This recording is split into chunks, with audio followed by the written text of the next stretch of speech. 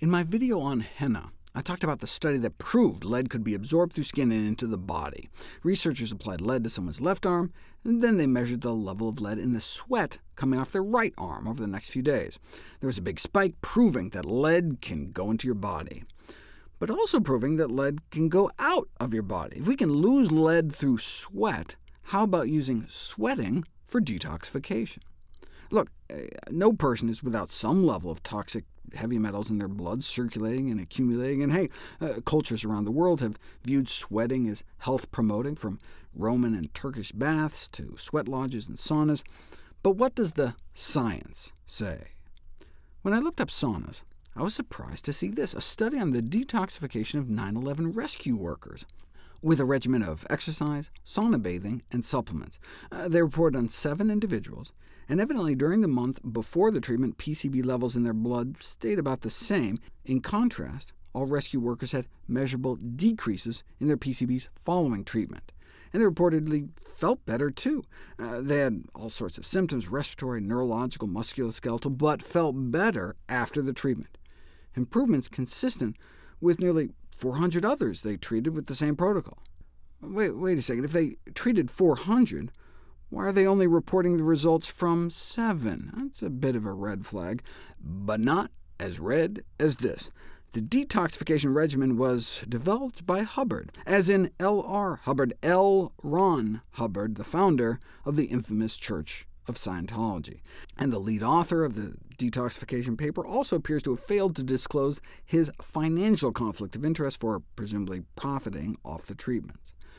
Sweating does, however, represent a time-honored treatment in the field of medicine for mercury poisoning going back centuries, but time-honored medical treatments include drilling people's skulls open to release evil spirits, or even giving people mercury itself. Remember mercurochrome? What do you think the mercuro stood for? In fact, some believe Mozart died of mercury poisoning trying to cure his syphilis, though of course all the bloodletting he got probably didn't help either. Another time-honored medical treatment that makes Scientology saunas look pretty mild in comparison.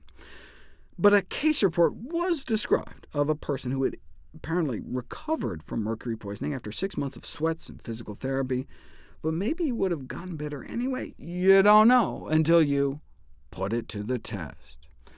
Mercury wasn't formally studied, but lead was. Put people in a 200-degree dry sauna for 15 minutes, and based on sweating rates, those 15 minutes in the sauna would force out about 40 micrograms of lead from the body, with some people getting rid of 100 or more per session. So you could drink like a gallon of chicken broth, and even if you absorbed all the lead, you could be back to baseline after just one sauna session, even after drinking bone broth.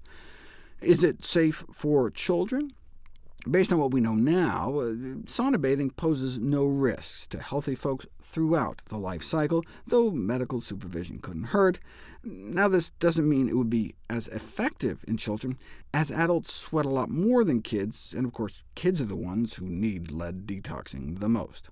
There's a clear need for robust clinical trials to test all this, but even if it works, it's not like some poor kid in Flint's going to have access to a sauna.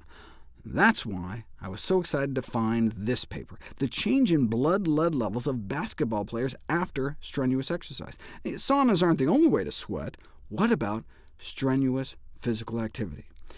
Evidently, there was a study that found aerobic endurance training led to a drop in lead levels, with rowing better than cycling. But for how long, how intense, I don't know. I don't read German. Verzeihung.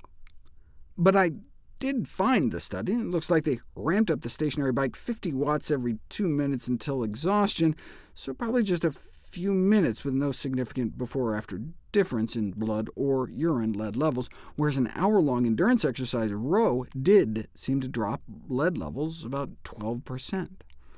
This one I can read, though. A single intense training session on the court, and college basketball players' blood levels dropped down to— wait a second, they went up? A significant increase in blood levels? In fact, by nearly 300%. They suspect it's because where they were playing was so contaminated. This study was done in Turkey, where the lead levels in the air are evidently so high that all that extra breathing evidently made things worse, which I think underscores an important point. All the dietary tweaks I've talked about for lead poisoning and sweating it out could be thought of as more expedient and cost less than primary prevention, getting at the root cause. This, however, represents a retreat of sorts from a commitment to cleaning up the environment and getting rid of these hazardous pollutants in the first place.